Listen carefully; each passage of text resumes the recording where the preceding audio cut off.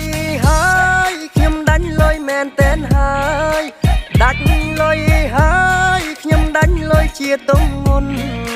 បើមើលកងដូចជារកលចងគ្រុនកងខ្ញុំនៅកំពុងអាសន្នព្រោះពេលនេះសតតែ$0កាលដើមខែ